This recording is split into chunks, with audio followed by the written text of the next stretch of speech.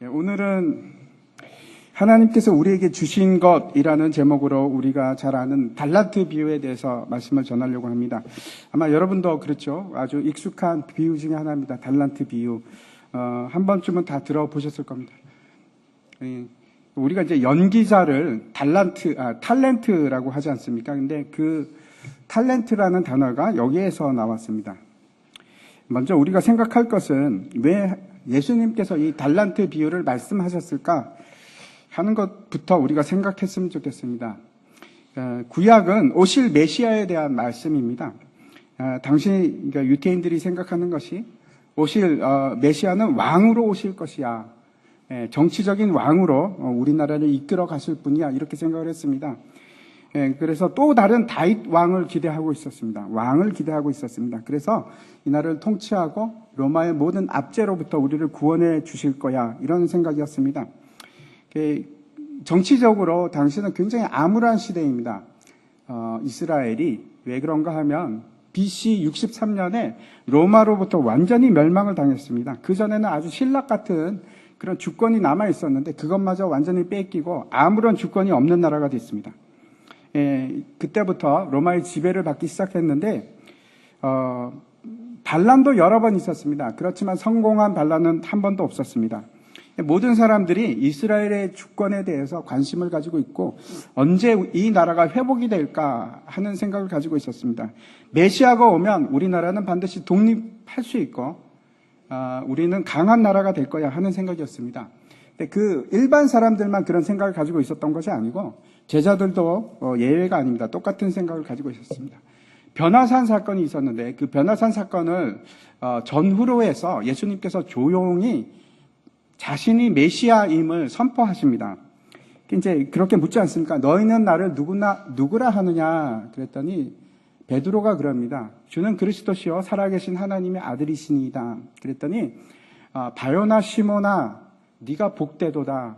이를 알게 하시는 것은 혈통이 아니오 하늘에 계신 하나님께서 알게 하셨다. 이렇게 예수님께서 말씀을 하셨습니다. 많은 사람들이 기적을 일으키고 표적을 보여주시는 예수님을 이제 따르기 시작했습니다. 그래서 이 무리들이 정치적인 군중이 되는 것은 아주 시간 문제였습니다. 세베대의 아들들도 그런 얘기를 합니다. 요한과 야고보 같은 제자들이 왕으로 오신 예수님으로 생각을 했으니까 이렇게 얘기합니다. 주여, 우리를 한 사람은 우편에 앉히시고 한 사람은 좌편에 그렇게 앉게 해주십시오. 이렇게 청탁을 할 정도로 그런 생각을 가지고 있었습니다. 예수님께서 이제 여리고를 지나서 예루살렘으로 이제 막 올라가시는데 입성을 하시는데 그때 아주 큰 사건이 일어납니다.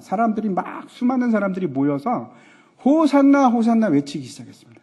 호산나라는 것은 어떤 뜻인가 하면 우리를 구원하소서 왕으로 오신 다윗의 후손이여 우리를 구원하소서 이런 말입니다. 정치적으로 우리가 주권 국가가 되게 하소서 우리를 이 압제에서 구원하소서 이런 얘기입니다. 막 환호성을 지르고 사람들이 모이기 시작하는데 유대인들은 모두 6월절에는 그 예루살렘으로 가는 것이 관례입니다. 그래서 수많은 사람들이 모여서 호산나를 외치기 시작한 겁니다. 이제 구원이 왔다. 이제 모든 압제는 끝났다. 이런 얘기입니다. 그게 예루살렘의 분위기였습니다. 그런데 이제 예수님께서 예루살렘 성전에서 나오셔서 건너편 이제 감난산 쪽으로 올라가시면서 이렇게 말씀하시는 겁니다. 너희가 이 모든 것을 보느냐? 이제 성전 건물을 얘기하면서 그거 가리키면서 돌 위에 돌 하나도 남지 않으리라. 이렇게 말씀을 하십니다. 너무나 무서운 말씀을 하시는 겁니다. 완전히 파괴되리라. 정치적 왕으로 오신 줄 알았는데 이런 말씀을 하시는 겁니다. 그제서 이제 제자들이 묻기 시작합니다. 조용히 예수님 세상 끝에는 어떤 일들이 일어납니까? 이렇게 묻기 시작합니다. 그랬더니 예수님께서 뭐라고 하시는가 하면 난리가 있겠고 또 전쟁과 기근이 있을 것이다. 그리고 거짓 선지자들이 가짜들이 막 일어날 것이고 불법이 엄청나게 성행할 것이다. 모든 것에 불법이 있을 것이다.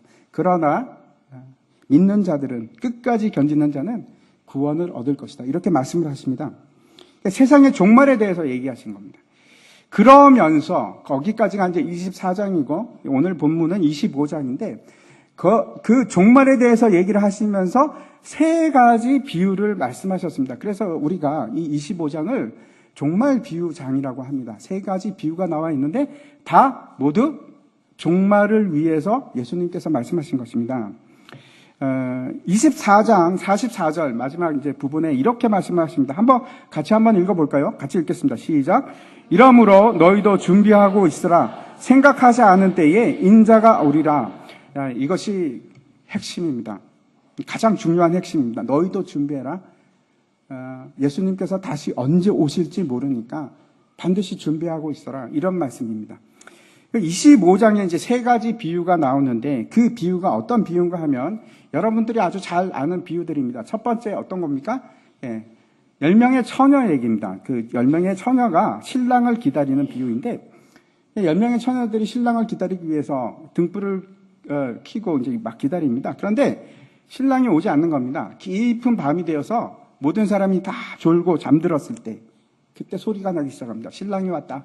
허둥지둥 막 일어나 보니까 5명은 여전히 기름을 가지고 있는데 준비하고 있었는데 나머지 5사람은 기름이 없는 겁니다. 그래서 막 어떻게 합니까? 기름을 그때야 정신을 차리고 기름을 사러 갔더니 돌아왔는데 문이 닫힌 겁니다. 그래서 뭐라고 합니까? 주여 문을 열어주소서. 그랬더니 뭐라고 하는가 하면 내가 너희를 알지 못하노라. 아주 청천벽력 같은 그런 얘기를 하는 겁니다. 모른답니다. 이게 결론입니다. 쫓겨납니다. 그 속에 들어가질 못합니다. 신랑을 맞이하지를 못하는 겁니다. 이것이 첫 번째 비유고 두 번째 비유가 달란트. 오늘 우리가 자세히 살펴볼 텐데 그 달란트 비유입니다. 이 달란트 비유도 결론이 있습니다. 결론이 뭔가 하면 한번 보십시오. 그 땅에다가 돈을 묻어두었던 종이 있었는데 그 종에 대해서 이렇게 얘기하십니다. 30절인데 이 무익한 종을 바깥 어두운 데로 내쫓으라. 거기서 슬피 울며 이를 갈리라. 버림을 받습니다. 그리고 슬피 울며 이를 갑니다. 이걸로 끝납니다. 이게 결론입니다. 세 번째 비유는 양과 염소에 대한 비유입니다. 우리 이 비유도 잘 알고 있는데 마지막 심판날에 인자가 보좌에 앉아서 세상 모든 민족들을 심판하기 시작합니다. 그런데 그 기준이 있습니다. 마치 양과 염소로 구분하듯이 그렇게 구분을 하는데 오른쪽에는 의인들이 그리고 왼쪽에는 죄인들이 악인들을 그렇게 구분을 하십니다. 근데 그 기준이 뭔가 하면 그렇죠. 내가 나그네 되었을 때 너희가 나를 영접하지 않았지 않느냐. 아니 우리가 언제 그랬습니까? 그랬더니 그 나그네가 누군지를 얘기를 해 주십니다. 이 비유는 전혀 쉬운 비유가 아닙니다. 다음에 기회가 될 때 제가 다시 한번 말씀을 드릴 텐데 이 세 비유가 여러분 중요한 이유는 바로 우리에게 해당되기 때문에 그렇습니다. 종말을 살아가는 자들이 심판을 어떻게 대비할까에 대한 말씀입니다. 첫 번째 뭐라고 합니까? 심판을 당하기 전에 준비하고 있어라. 기름을 가지고 있어야 됩니다. 그렇죠. 준비해야 됩니다. 두 번째 하시는 말씀이 뭔가 하면 심판을 당하기 전에 종말을 살아가는 자들이 순종해야 될 것이 있다는 겁니다. 순종해야 될 것이. 행할 것이 있답니다. 그 행하지 못하면 어떻게 됩니까? 동일하게 쫓겨납니다. 동일합니다. 결과는 마찬가지입니다. 세 번째, 그 심판의 기준이 뭡니까? 결국 무엇입니까? 영접했느냐? 그겁니다. 그렇죠? 근데 그 얘기는 앞에 두 개하고 똑같은 얘기입니다. 그걸로 심판하겠다는 겁니다. 그래서 어떻게 됩니까? 그 심판의 결과가 25장 46절입니다. 그들은 영벌에 의인들은 영생에 들어가리라.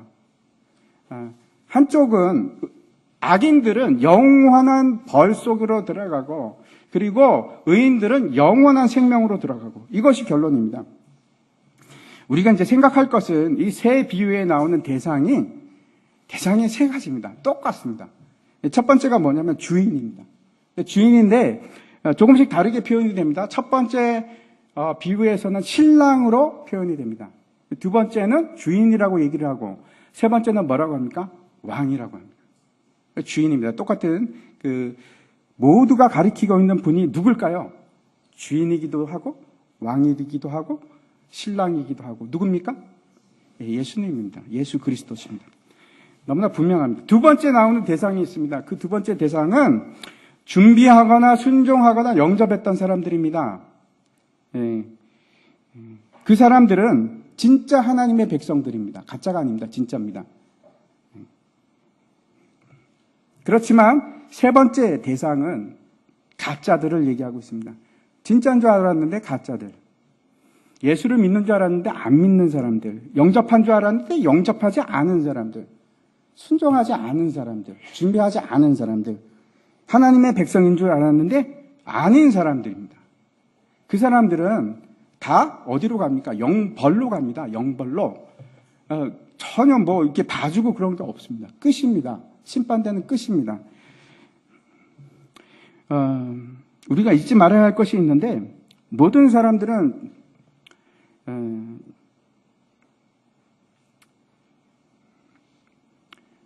여기 나오는 모든 사람들은 자신이 예수를 믿지 않는 사람이라고 하는 사람이 없다는 겁니다. 나는 모두가 다, 열처녀 다 어떤 사람들이었는가 하면 신랑을 기다리는 사람이었습니다. 그리고 세 종이 나오죠. 오늘 말씀에 세 종이 나오는데 이 세 종 다 주님을 기다리는 사람입니다. 주인을 기다리는 사람들. 그리고 백성들, 모든 백성들도 마찬가지입니다. 그런데 그렇지 않은 사람들이 있다는 겁니다. 다시 말씀드리겠습니다. 예수님을 신랑이라고 나는 얘기합니다. 나는 주님이 바로 나의 주인님이십니다. 예수님이 나의 주인님이십니다. 예수님은 나의 왕이십니다라고 고백하는 사람들 중에도 주저함 없이 그런 말을 할지라도 그 중에는 수많은 가짜들이 있다는 겁니다. 결과는 전혀 다릅니다. 그래서 그 결과는 전혀 다릅니다. 또 하나 이제 세 비유들의 공통점이 있는데 모든 비유에서 잘 보시면은 주인이 멀리 떠납니다. 주인이 떠납니다. 우리와 함께 있지 않습니다. 이게 공통적으로 강조되고 있는 말씀입니다. 신랑이 떠나버립니다. 주인이 타국으로 떠나버립니다. 왕이 이 땅에 있는 것이 아니고 하늘나라로 떠나버리십니다. 이 세 비유 중에서 오늘은 우리가 달란트 비유에 대해서 생각을 해보고자 합니다. 어떤 사람이 있었습니다. 근데 이 사람이 지금 타국으로 가려고 합니다. 그래서 그 종들을 다 부릅니다. 그리고 이제 각각의 재능 대로 돈을 주는데 모든 종들을 다 얘기하지 않고 어떻게 그걸 다 쓰겠습니까? 그렇죠? 3명만 있는 건 아닙니다. 모든 종들이 있었지만 그 중에 이제 3명을 대표로 얘기하는 겁니다. 한 사람은 5달란트를 받았고 한 사람은 2달란트를 받았고 그리고 또 한 사람은 1달란트만 받았습니다. 근데 5달란트 받은 사람하고 2달란트 받은 사람은 바로 받자마자 바로 나갑니다. 왜요? 지체지 않고 장사하려고. 그래서 즉시 장사를 시작합니다. 그런데 이 1달란트 받은 사람이 문제입니다. 이 사람은 어떻게 하는가 하면 그 달란트를 받아가지고 땅을 파고 주인이 올 때까지 묻어둡니다. 그리고 오랜 후에 주인이 옵니다. 금방 돌아온 게 아닙니다, 여러분. 오랜 후에 옵니다. 오랜 후에 왔다고 성경이 말하고 있습니다. 그리고 계산을 시작합니다. 회계를 시작하는데 5달란트 받은 사람이 그럽니다. 이렇게 와서 저는 5달란트 이익을 남겼습니다. 그리고 2달란트 받은 사람도 마찬가지입니다. 2달란트 이익을 남겼습니다. 그랬더니 주인이 뭐라고 합니까? 착하고 충성된 종아. 네가 작은 일에 충성했으니까 내가 많은 것으로 너에게 맡기리라. 그리고 이제 내 주인의 즐거움에 참여할지어다. 이렇게 얘기를 합니다. 1달란트 받은 자가 문제인데 이 사람이 와서 주인에게 그럽니다. 뭐라고 하는가 하면 주인이여 당신은 굳은 사람입니다. 혹독한 사람이란 뜻입니다. 당신은 굳은 사람이라서 심지도 않은 것에서 거두는 사람이고 그 다음에 해치지 않은 것, 타작을 하지 않은 곳에서도 끌어모으는 사람, 그런 사람 아니십니까? 그래서 제가 겁이 나서 두려워서 달란트를 이렇게 묻어두었습니다. 감추어두었습니다. 여기 있습니다. 그리고 주인에게 줍니다. 그랬더니 뭐라고 합니까?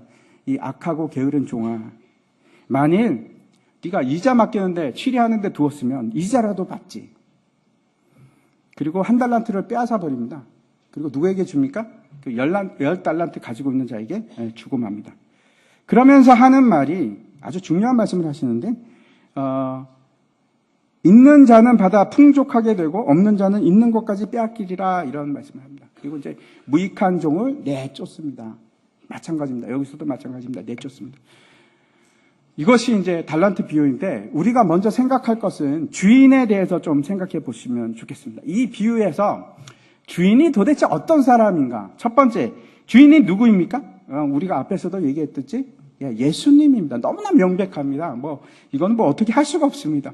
예수님을 상징하는 것입니다. 근데 예수님께서 이 땅에 오시고 하늘로 승천하셨습니다. 하늘로 올라가실 때 그때 이제 뭐라고 합니까? 다시 오시는데 올라가신 모습 그대로 다시 오신다고 이렇게 되어 있습니다. 사도행전 말씀에 그 말씀이 있습니다. 1장 11절인데 제가 한번 읽어보겠습니다. 이르되 갈릴리 사람들아 어찌하여 서서 하늘을 쳐다보느냐. 너희 가운데서 하늘로 올려지신 이 예수는 하늘로 가심을 본 그대로 오시리라 하였느니라. 왕으로 올라가셨는데 이제 왕으로 다시 오십니다. 두 번째 사실 한번 보겠습니다. 14절 한번 보시기 바랍니다. 14절 보시면은 같이 한번 읽겠습니다. 시작. 또 어떤 사람이 타국에 갈 때 그 종들을 불러 자기 소유를 맡긴과 같으니.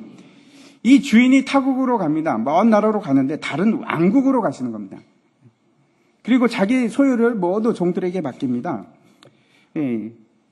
마태복음 28장에 보면은 예수님께서 승천하시기 전에 이렇게 말씀을 하십니다. 제가 한번 읽겠습니다. 여호와께서 나와 말씀하여 이르시되 하늘과 땅의 모든 권세를 내게 주셨으니 그러므로 너희는 가서 모든 민족을 제자로 삼아 아버지와 아들과 성령의 이름으로 세례를 베풀고 내가 너희에게 분부한 모든 것을 가르쳐 지키게 하라. 볼지어다 내가 세상 끝날까지 너희와 항상 함께 있으리라 하시니라. 예수님께서 하늘과 땅의 모든 권세를 가지고 계시는데 그 아들의 권세입니다. 하나님의 아들의 권세를 가지고 계시는데 그 권세를 우리에게 위임을 하시고 가십니다. 마치 그 주인이 자기 모든 소유를 종들에게 주듯이 마찬가지입니다. 예수님께서 그 권세를 우리에게 위임하시는데 그 얘기가 이제 사도행전 1장 8절에 보면 이렇게 되어 있습니다. 오직 성령이, 이거 같이 한번 읽겠습니다. 시작. 오직 성령이 너에게 임하시면 너희가 권능을 받고 예루살렘과 온 유대와 사마리아와 땅끝까지 이르러 내 증인이 되리라 하시니라. 아멘. 이 권세가, 하나님의 권세가 예수님에게 주어졌는데 그 권세가 성령을 통해서 우리에게 임하게 되면, 성령이 우리에게 임하게 되면 우리가 그 권세를 가진 겁니다. 그리고 누가 됩니까? 우리가 증인이 되는 겁니다. 증인이 되라. 모든 민족에게 증인이 되라. 이렇게 말씀하고 있습니다. 모든 것을 우리에게 다 위임하셨습니다. 예수님께서 우리에게 주셨습니다. 세 번째, 그 주인이 어떤 분인가? 모든 민족에게, 모든 종들에게 예외가 없습니다. 누구는 어떤 종은 내가 돈을 주고 어떤 종은 내가 돈을 안 주고 그런 것이 아니고 모든 종들에게 다 줍니다. 그런데 공평하지 않게 보입니다. 그렇죠? 그냥 보면은 어떤 사람은 5달란트 주고 저는 뭐야? 쟤는 왜 5달란트? 나는 1달란트인데 저 사람은 2달란트네? 마치 공평하지 않은 것처럼 보이지만 너무나 공평한 분이십니다. 왜 그런가 하면 감당할 수 있는 능력에 따라서 주시는 겁니다. 그래서 일을 맡기시는데 하지도 못할 일을 맡기시는 것이 아니고 우리의 능력대로 우리가 감당할 수 있는 그 능력만큼만 일을 맡기십니다. 너무나 공평하지 않습니까? 내가 감당도 안 되는데 그렇게 많은 일을 주신 것이 아닙니다. 내가 할 수 있는 일만 주시는 겁니다. 모든 사람에게 적당히 주시는 겁니다. 너무나 공평하십니다. 그게 세 번째고, 네 번째 보겠습니다. 19절을 보시면은 이렇게 되어 있습니다. 오랜 후에 그 종들이 주인이 돌아와 그들과 결산할세. 주인이 생각보다 굉장히 늦게 옵니다. 오랜 후라고 기록을 하고 있는데 열처녀 비유에서도 마찬가지입니다. 열처녀 비유를 보면은 처녀들이 막 신랑 오기를 막 기다립니다. 그런데 빨리 옵니까? 아니요. 더디 옴으로 이렇게 되어 있습니다. 더디 온다. 생각보다 훨씬 늦어집니다. 또 늦어지고 또 늦어지고. 근데 이게 굉장히 중요한 것은 왜 그런가 하면 하나님께서 우리에게 공평하게 임무를 주셨는데, 사명을 주셨는데, 하나님 저 시간이 없어서 못해요. 이런 말을 못하게 오랜 시간을, 충분한 시간을, 우리가 일할 수 있는 충분한 시간을 주셨습니다. 아무도 내가 시간 없어서 못했습니다. 이런 말을 할 수 없도록 우리에게는 충분한 시간이 주어졌습니다. 그래서 제가 바빠서 못했습니다. 이런 말을 못하게끔. 그리고 결산을 하십니다. 5번째. 결산을 하시는데 모든 사람들 다 갖고 와봐. 다 버는 거 다 갖고 와. 그래가지고 그래 니네들 다 합쳐서 이만큼 남겼구나. 그렇지 않고요. 개인별로 심판을 하십니다. 결산을 하십니다. 그래 A팀 갖고 와봐. 이게 아닙니다. B팀 갖고 와봐. 소망교회 다 합쳐서 얼마지? 라고 하지 않으십니다. 매 개인마다 각각에 따라서 잘못을 따지십니다. 이게 5번째입니다. 이게 주인이 하신 일입니다. 그러면 이번에는 종에 대해서 한번 생각해 보겠습니다. 먼저 이 종들이 받은 달란트라는 돈에 대해서 한번 생각해 봤으면 좋겠습니다. 달란트는 원래는 무게 단위입니다. 무게. 금의 무게입니다. 근데 이것이 이제 금의 무게이기 때문에 금이 화폐로 사용되기 때문에 화폐의 단위이기도 합니다. 제가 어릴 때 여러분도 그러시지 않으셨습니까? 저는 이 달란트 비유 참 많이 들었습니다. 전도사님을 통해서 아니면 목사님을 통해서 참 많이 들었는데 뭐라고들 말씀하시냐면 이거는 달란트는 하나님께서 우리에게 주신 재능이다 이렇게 제가 항상 들었습니다. 정말 그럴까요? 아니요, 그렇지 않습니다. 15절을 보시기 바랍니다. 15절. 이 달란트가 무엇인지 15절을 보시기 바랍니다. 15절에 보면 제가 한번 읽어보겠습니다. 같이 읽겠습니다. 시작. 각각 그 재능대로 한 사람에게는 금 5달란트를, 한 사람에게는 2달란트를, 한 사람에게는 1달란트를 주고 떠났더니 돈을 주는 기준이 뭔가 하면 재능입니다. 그렇죠? 재능이라고 말씀하고 있는데 만약 달란트가 재능이라면 그러면 자체적인 모순이 돼버립니다. 이 문장 자체가 성립이 안 됩니다. 이런 겁니다. 그 재능대로 재능을 주었다. 예를 들어 피아노 잘 치는 재능이 있습니다. 근데 그 재능을 하나님께서 주셨는데 그 재능을 보시고 하나님께서 피아노 재능을 또 주셨다. 이런 말이 되는 겁니다. 말이 안 되죠. 이게 자체적인 모순입니다. 달란트는 재능이 아닙니다. 하나님께서 재능대로 그 무언가를 주신 겁니다. 재능을 주신 것이 아니고 재능대로 무언가를 주신 겁니다.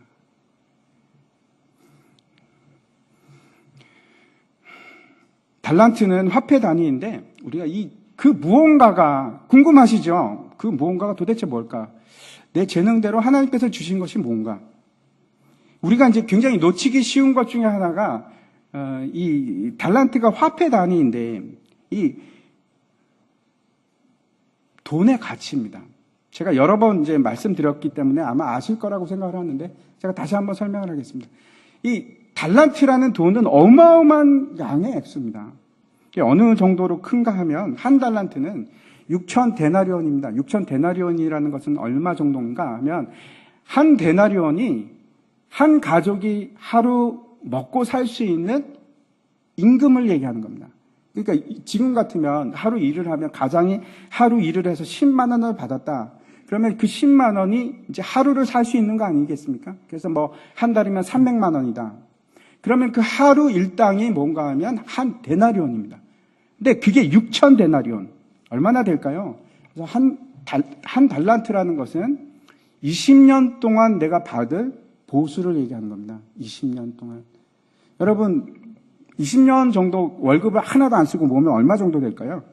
제가 한번 계산해 보니까 보통 그냥 잡아서 하면 최근 6억 정도입니다.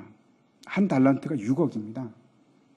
그러면 2달란트면 얼마일까요? 12억.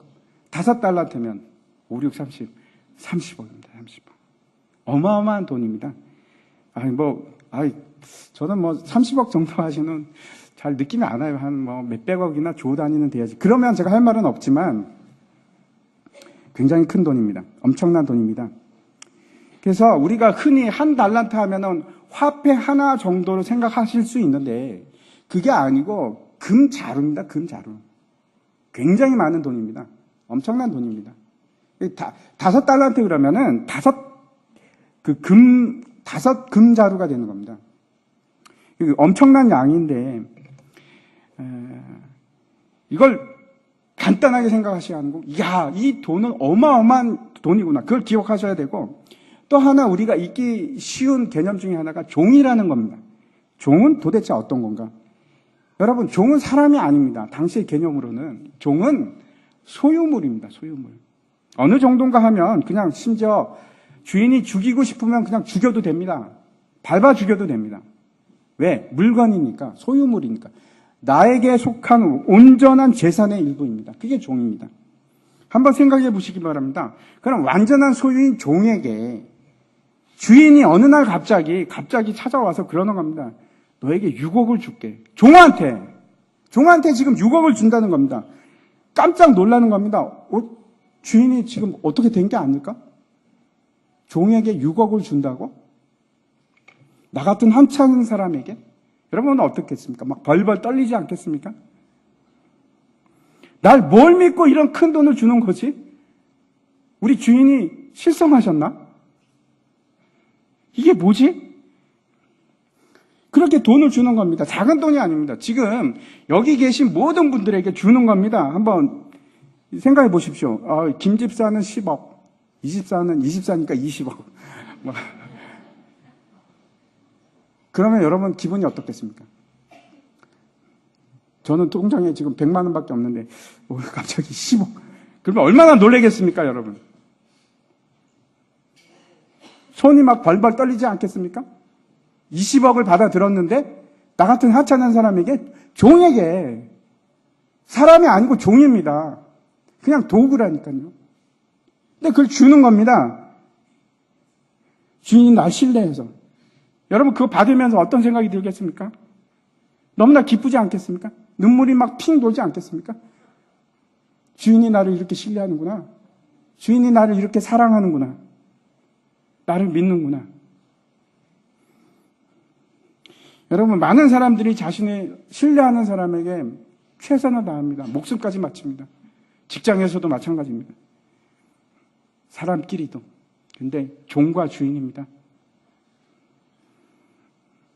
마치 벌레처럼 여길 수 있는 종에게 그런 신뢰를 주는 겁니다.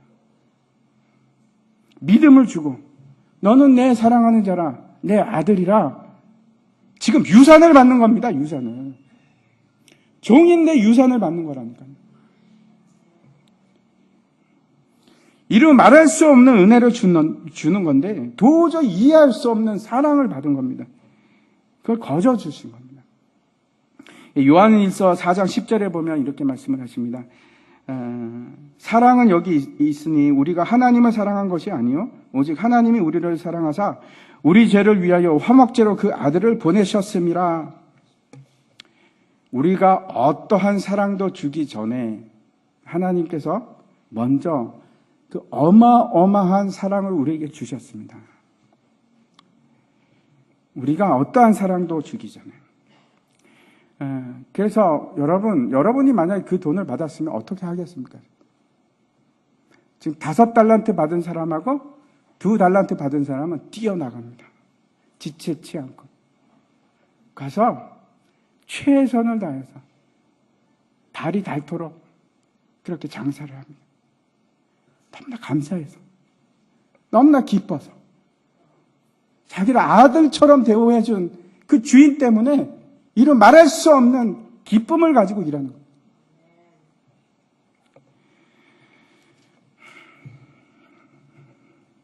아마 눈물을 흘리면서 기뻐하면서 그렇게 일했을 겁니다. 근데 1달란트 받은 자는 어떻게 하는가 하면 땅에 묻어버립니다.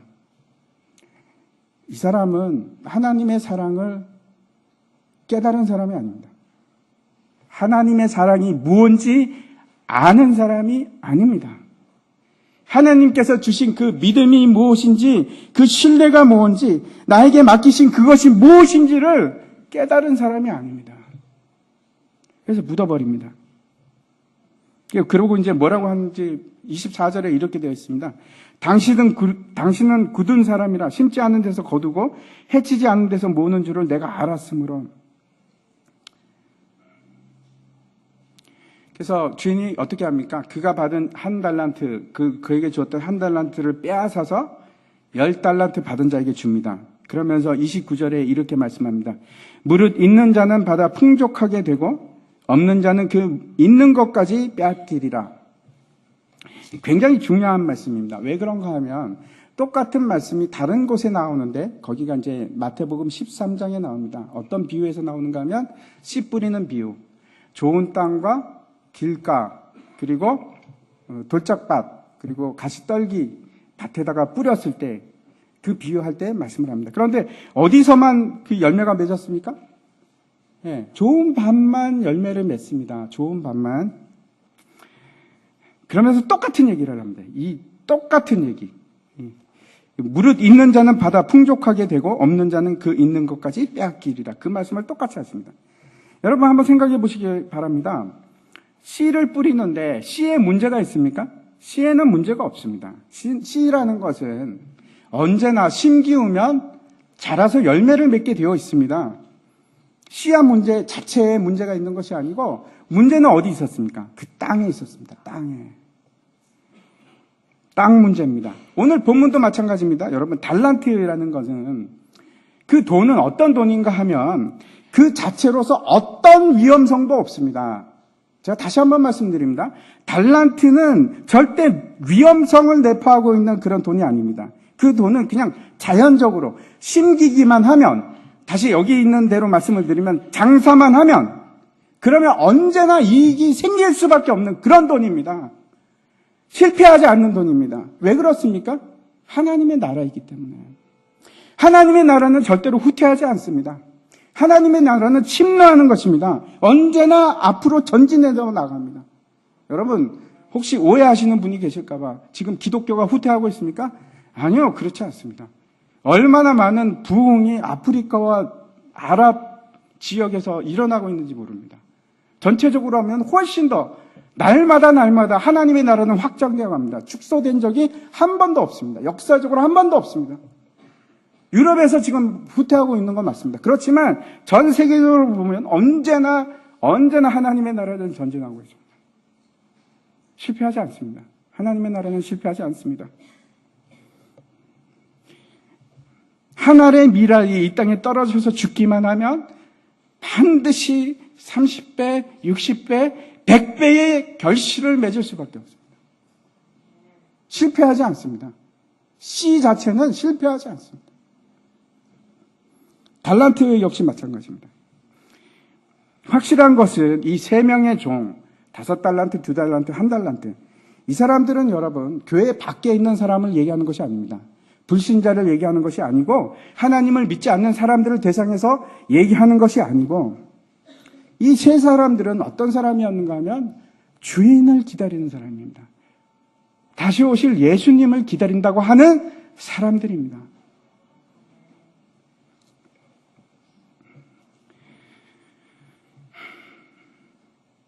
그래서 저를 포함해서 여기 있는 모든 분들은 이 3명 중에 1명입니다.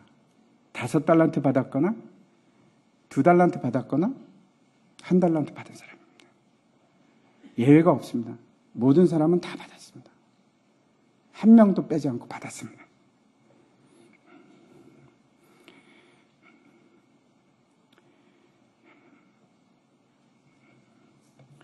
두 명의 사람들은 장사를 해서 이익을 남겼지만 자신이 받은 만큼, 한 사람은 그렇지 않았습니다. 두 번째 제가 말씀드리고 싶은 것은 이 종들은, 2명의 종은 자신의 미래에 대해서, 자신의 앞날에 대해서 걱정하는 사람들이 아닙니다. 미래에 대한 걱정이 아니고 충성하는 사람들이었습니다. 자기에게 맡겨진 일에. 그런데 미래에 대해서 확신을 하지 못했던 사람은 누구입니까? 1달란트 받은 사람입니다. 1달란트 받은 사람입니다. 이 사람은 주인이 어떤 사람인지, 하나님이 누구인지, 예수님이 누구인지 모르는 사람입니다. 하나님이 나에게 주신 그 은혜가 뭔지 깨달은 척만 했지 모르는 사람입니다. 뭐라고 합니까? 심지 않은 데서 거두고 해치지 않은 데서 모으고. 무슨 얘기입니까? 무에서 유를 구하는 사람 아닙니까? 하나님은 이 말을 이제 2가지로 우리가 생각할 수 있는데, 첫 번째는 이런 겁니다. 내가 아무리 열심히 일해서 벌어도 그게 내 거가 됩니까? 하나님 거지 않습니까? 다 가져가실 거 아닙니까? 두 번째 하는 말은 이런 겁니다. 마치 이 종이 이런 말을 하는 것처럼 저에게는 들립니다. 아니, 하나님, 당신은 창조주 아니십니까? 왜 당신이 하고자 하는 일을 왜 나에게 시키십니까?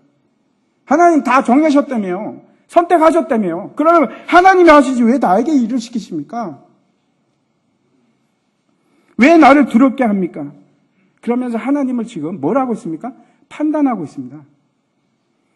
왜 당신이 모든 것을 지배하고 왜 당신이 모든 것을 결정하십니까? 나는 뭡니까? 나도 생각하고 행동할 수 있습니다. 내가 굳이 하나님의 말씀에 따라야 됩니까? 아닐 수도 있지 않습니까? 나도 선과 악을 구분할 수 있습니다. 누가 이런 말을 최초로 한 사람이 누구죠? 그렇죠. 근데 여러분 생각해 보십시오. 이 사람의 말이 맞습니까? 하나님께서 10달란트 받은 사람들, 아, 그래, 너 잘했어. 다 내 거지? 맞지? 원래 내 거였어. 그리고 뺏어 가셨습니까?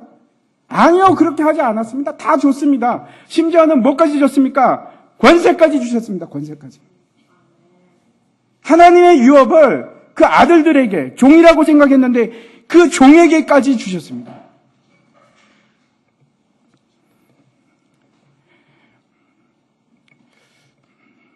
이 종에게 악하고 게으르다 이렇게 말씀하십니다. 즉 악하는 것은 시키는 바 하지 않고 가만히 있는 자. 그러면서 이렇게 얘기합니다. 차라리 은행에 맡겼으면 이자라도 받지. 이게 무슨 말입니까? 이 돈은 여러분 절대 실패하지 않는 돈입니다. 그냥 가만히 둬도 반드시 이윤을 남길 수밖에 없는 돈입니다. 달란트라는 돈은. 주인으로부터 이제 돈을 받자 지체하지 않고 꼭 가서 장사한 사람들은 하나님께서 뭐라고 말씀하십니까? 착하고 충성된 종이라고 합니다. 착하다는 것은 어떤 뜻인가 하면 네가 옳다, 네가 의롭다 하는 뜻입니다. 너는 의롭구나. 의라는 것이 여러분, 의라는 것은 뭘 수반하는가 하면 순종을 수반합니다. 순종을. 그리고 뭐라고 합니까? 충성되다 이렇게 얘기합니다. 충성되다는 것은 야, 네 머리가 좋구나. 너 참 비상해. 잘했어. 재주가 좋구나. 수완이 좋다. 이런 말이 아니고 그런 말이 전혀 아니고 네가 당연히 마땅히 해야 할 일, 네가 할 수밖에 없는 일, 주인이 시켰던 그 일, 그걸 네가 했구나. 네가 완수했구나. 내가 시킨 일을 너는 인내하면서 묵묵히 해냈구나. 그게 충성입니다. 충성. 너는 나를 믿어줬구나. 힘들었지만 너는 참아냈구나. 참 고맙다. 그게 착하고 충성된 종아. 이제 우리가 주인이 누구인지 종이 누구인지 여러분 명확하게 아셨지요? 명확합니다. 그렇다면 우리가 이제 남아있는 거 정리를 좀 해야 되는데 두 개가 남았습니다. 달란트는 그럼 정확하게 무슨 뜻인가? 달란트가 무엇인가? 그리고 또 한 가지. 이 종들이 했던 장사는 도대체 무슨 장사를 한 건가? 그 장사한다는 것이 뭔가? 그걸 알아야 합니다. 달란트가 의미하는 것은 제가 앞에서도 말씀드렸지만 너무나 분명합니다. 우리에게 주는 사랑과 믿음, 그리고 세상을 향한 권세. 그것이 달란트입니다. 뭐 재능 이런 거 아닙니다, 여러분. 그게 아니고 하나님께서 나에게 신뢰를 주신 그 믿음, 나를 사랑하신 그 사랑, 절대 실패하지 않는 그 사랑, 그리고 세상을 향한 권세. 그게 달란트입니다. 그걸 주셨습니다. 여러분 모두에게 주셨습니다. 저에게도 주셨고 여러분도 받으셨습니다.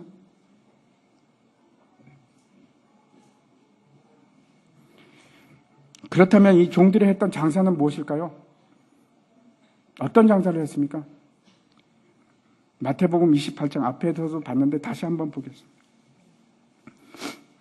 제가 한번 읽어보도록 하겠습니다. 예수께서 나와 말씀하여 이르시되 하늘과 땅의 모든 권세를 내게 주셨으니 그러므로 너희는 가서 모든 민족을 제자로 삼아 아버지와 아들과 성령의 이름으로 세례를 베풀고 내가 너희에게 분부한 이 모든 것을 가르쳐 지키게 하라.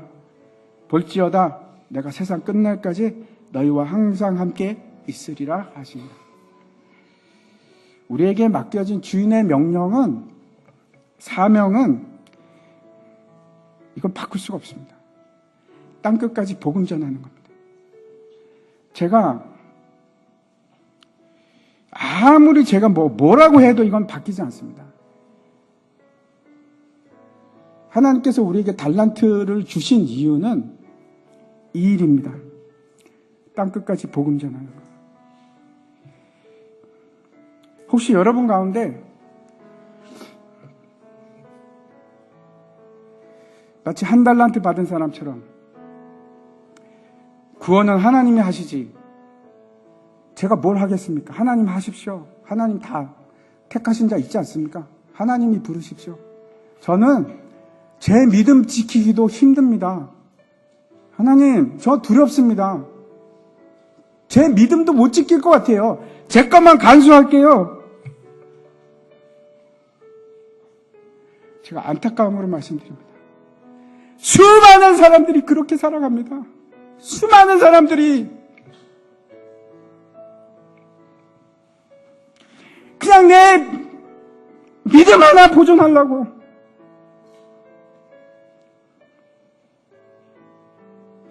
나머지는 하나님 하십시오. 제 일 아니지 않습니까?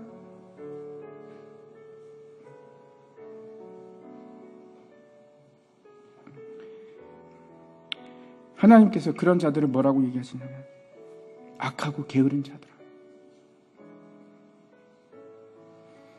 무익한 종아.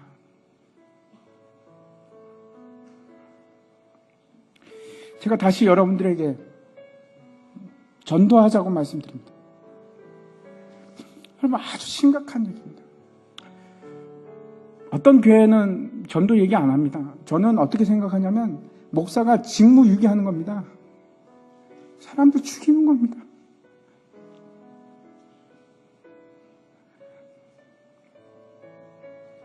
분명히 예수님께서 종말을 살아가는 자들에게 말씀하셨습니다. 준비해라. 기름이 있느냐? 너 순종하고 있냐? 내가 너에게 준 사명 순종하고 있니?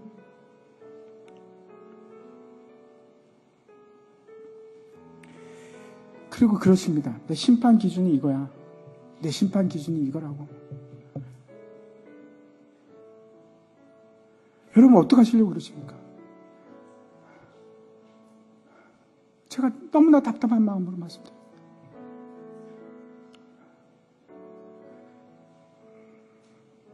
나는 교회 다니니까, 나는 예배 드리니까 심판은 나하고 상관없어? 이렇게 생각하십니까? 제가 다시 한번 말씀드립니다. 그렇지 않습니다. 너무나 무서운 말씀입니다.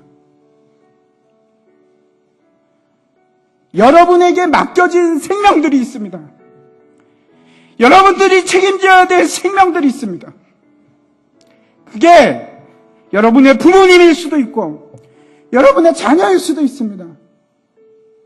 아니면 여러분의 옆집 사람일 수도 있습니다.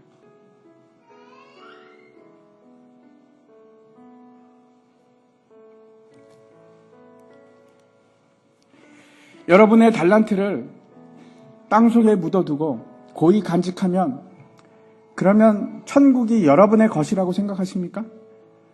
내 믿음만 잘 지킨다면 문제는 여기 있습니다. 그걸 성경이 믿음이라고 하질 않습니다. 그런 믿음을 믿음이라고 하질 않습니다. 믿음은 언제나 행함을 우리에게 가져다 줍니다. 믿음은 사람을 움직이게끔 합니다. 그게 진짜 믿음입니다. 여러분, 나는 예수님을 믿습니다. 이렇게 고백하셨습니까? 그 고백이 진짜 고백인지 누가 어떻게 합니까?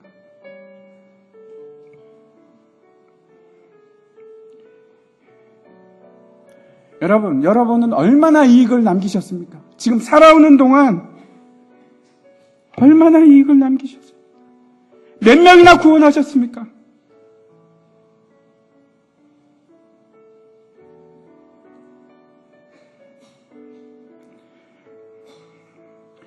혹시 내가 이익을 아무것도 안 남겨도 나는 믿음이 있습니까? 나는 믿음이 있어서 그래서 천국이 나의 것입니까? 우리가 왜 소망 나눔 축제를 하신다고 생각하십니까? 이 교회를 채우기 위해서 그렇습니까? 전도하십시오. 전도하셔야 됩니다. 이 하나님께서, 예수님께서 우리에게 남기신 우리가 해야 될 사명입니다. 정말 주인이 주는 믿음을 받으셨다면, 그 사랑이 얼마나 귀한 것인지 깨달으셨다면 당연히 그 믿음은 행함을 낳습니다. 당연히 그렇습니다. 믿음은 사람을 움직이게끔 합니다.